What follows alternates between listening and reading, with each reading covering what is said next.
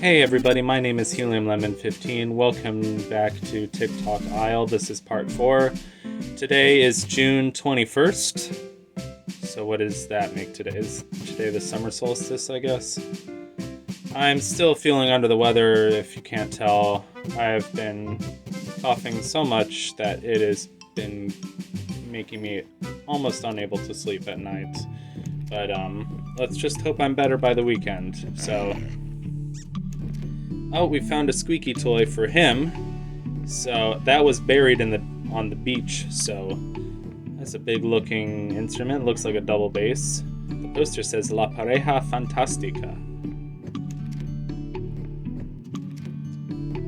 And looks like Verge and Folio were also building a something or other in the basement too.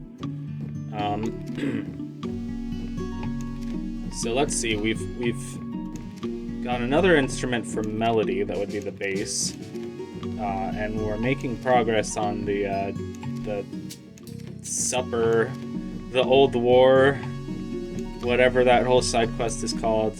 So that's always nice. Let's see, where do we want to be? We're just checking the second floor. Now let's check the third floor. And nothing too much in here because we've already read the diary and everything. Despite my every efforts, I'm not Spanish. Well, that was before we gave her the Spanish lessons. It's a nice view over the balcony. Hey, how are you doing? Not about to get seduced by you again. She's always trying to seduce us. So annoying.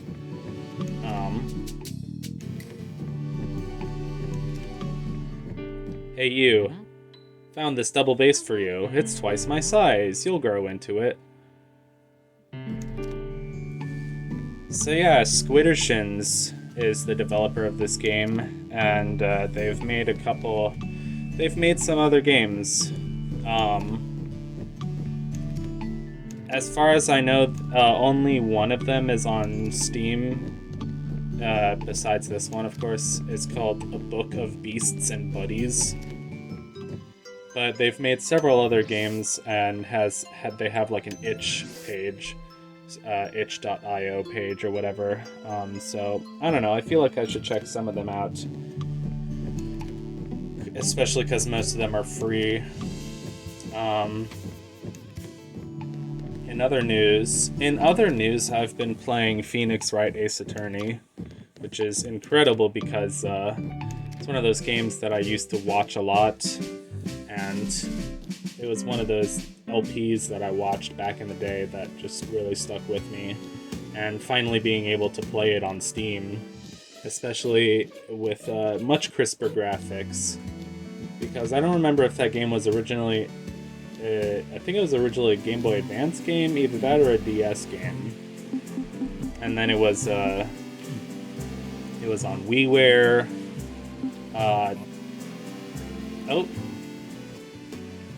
I guess we answered the right thing. But anyway, they made a much more high-def version of it than, the 16-bit version.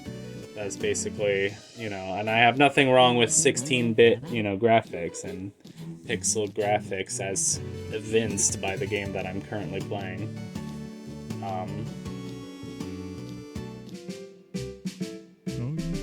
You like waffles? I love waffles, but without maple syrup, they're like a uniform without a hat. Well, let's try to get them some syrup. Did we already have the dialogue that was like, oh, I'm demoting you to bomb detector for not apprising me of this syrup situation? Because I always thought that was a really good bit of dialogue. But we may or may not have seen it yet.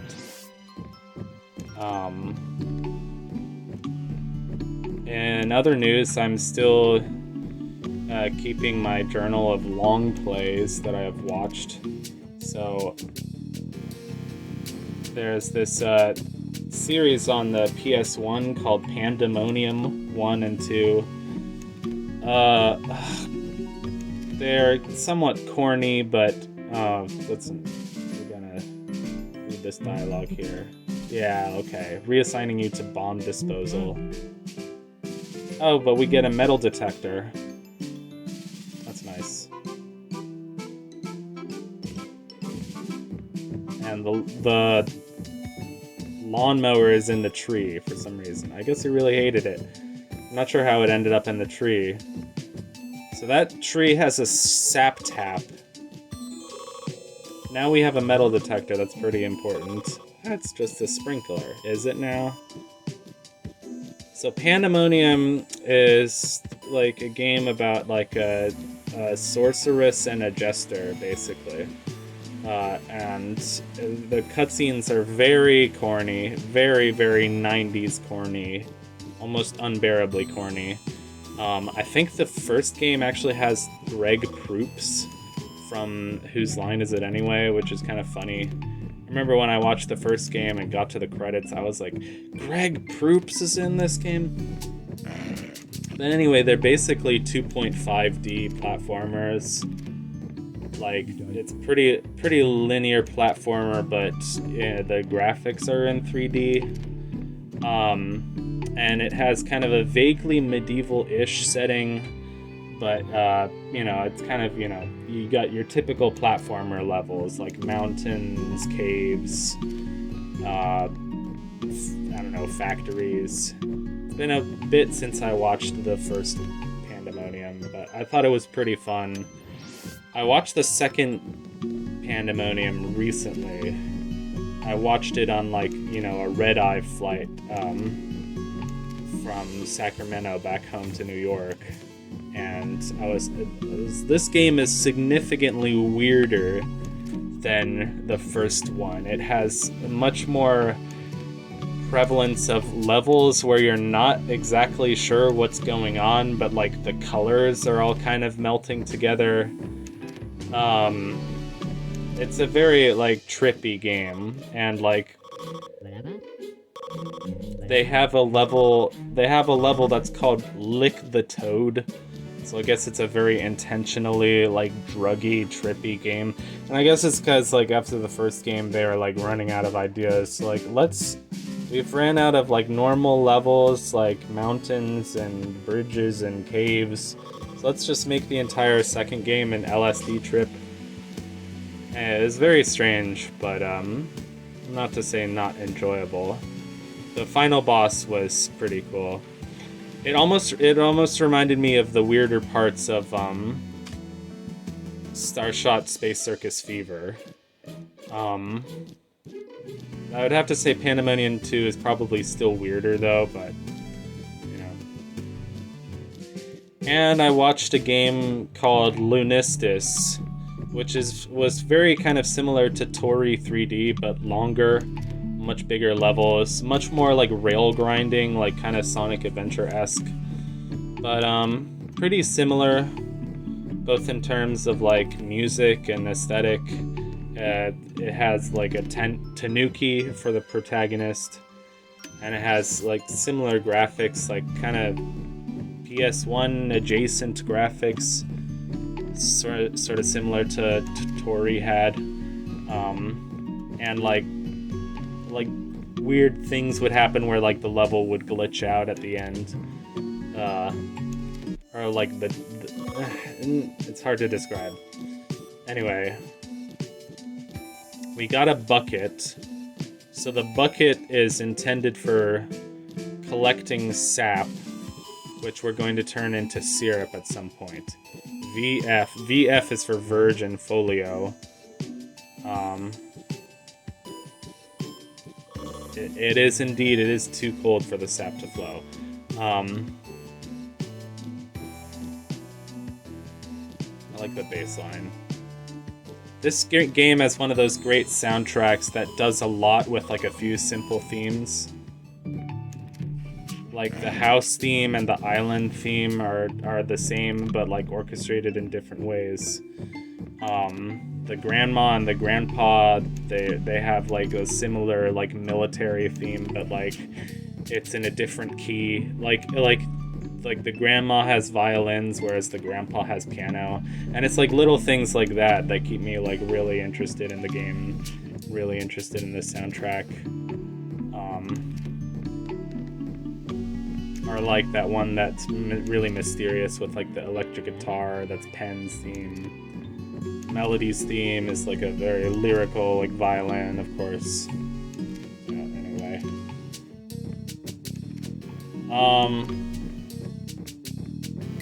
What are you doing? Nothing. I have started playing Putt Travels Through Time, which is I'm basically doing a conquest of all the humongous entertainment games. Maybe not all of them, literally, but getting pretty close. Anyway, a good deal of them are available on Steam, except the Backyard Sports titles, so I'm guessing somebody else has the rights to those. Wonder who, though. Like, I wonder if it's EA or somebody with a big name. Yeah. Referee, where's your mask? Love has unmasked my heart, senor. I have forsaken the glory of the ring for the thrill of romance. So they seem happy with each other. Seem like a good pair. I remember I was telling my other friend, like, the whole saga of, like, why I got my dad to give me an N64 for Christmas in 2012. I was like, well, see, back in the day, Banjo-Kazooie wasn't on the Virtual Console because, like, Microsoft owned the rights to the characters because Microsoft owned Rare and blah, blah, blah, blah, blah. And that's really cool to see that change, like, over my lifetime. Like, you know, now I'm a whole, like, 12 years older, or 10 years older, 12 years older, I can't count, but to see Nintendo get the rights to Banjo-Kazooie back, because it just makes sense that they have them. And for the people who made Banjo-Kazooie and those other great games to, like, make, like, Yooka-Laylee and Yooka-Laylee and the Impossible Lair and other really cool games. Still snowing. Still can't do much out here. Except try to get them some syrup, I guess. Did we give the girl her guitar yet? I totally forget. But yeah, Putt Travels Through Time is pretty good so far. It seems to be filled with, like, a lot of mini games. So I guess because Putt is generally for a younger audience than, you know, Spy Fox, Pajama Sam, Freddy Fish. I guess that's to keep kids entertained when they can't necessarily figure out the puzzles. The puzzles haven't been too hard, but I'm just kind of amazed at, like, how slow-paced the game feels compared to something like Spy Fox or Pajama Sam. Although, I don't know. Pajama Sam, I guess it's different because I already know all the puzzles, but, like, Putt seems like there's not a lot to do, and, like, when there is something to do, it's kind of like pointless mini games. But I'm not complaining, because Travels Through Time has got a pretty cool atmosphere. Like, I really like the medieval section, and I really like the futuristic Jetsons adjacent. I love sprinkling the word adjacent into everything. Yeah, so I've been feeling really crappy, like, my cough has been so bad. So I went to the urgent care yesterday, and I hope I'm gonna get better in time by the weekend, because in 3 days I'm gonna go upstate. I'm gonna go to Ithaca, New York. I'm gonna spend, some time with my girlfriend before she goes off to LA, and, I haven't spent that long, just hanging out with my girlfriend, just the two of us before, so like 3 or 4 days with just me and my girlfriend will be really nice. So we're gonna, explore libraries and coffee shops and nature trails and lakes and hopefully do all that sort of stuff. And finish watching Phoenix Wright Case 5. Which is funny because I've been watching Nintendo Capri Sun's playthrough with her, but like we've been going through that really slowly. Also because like Nintendo Capri Sun plays through those games kind of slowly. So it's been funny that I'm playing through the game on my own and I've finally caught up to where we were, but like, I don't know, we haven't been watching it so frequently now because she's been busy. Anyway, he looks happy with that newfangled high-tech lawnmower that he's got now. So, now what do we do? I think we need to go back in time again, or forward in time again. So, yep, that's this game. You do one little thing and then you wander through the whole house and then you flip it from the past to the present, or the present to the future, or the past to the future, whatever I'm trying to say. And then you see if anything's changed, and then you flip it back, and then you flip it back, and it's a lot of wandering through the house again, and again, and again, and again.